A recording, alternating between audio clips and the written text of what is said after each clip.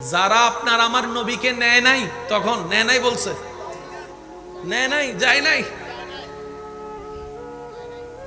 এবার তারা এসে হালিমার বলে, হালিমা টাকা কিছু বাড়াই দেব,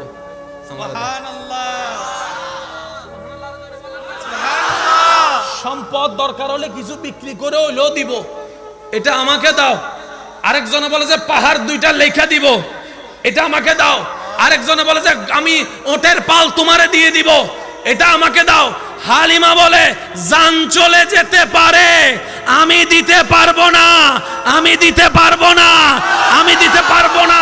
কারণ তোমরা সমস্ত বাচ্চার সাথে দুধ খাওয়ানোর দায়িত্ব নিয়েছো টাকার লেনদেনের কারণে।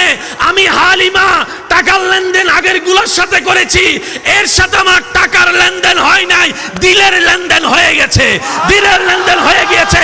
কারণ আমি দেখেছি আমার 2 স্তনের মধ্যে এই মোহাম্মদ জীবনে কোনোদিন 2টা খাই নাই, একসাথে 2টা খাই নাই, একটা খেয়ে আরেকটা রেখে দিয়েছে আমার ছেলের জন্য।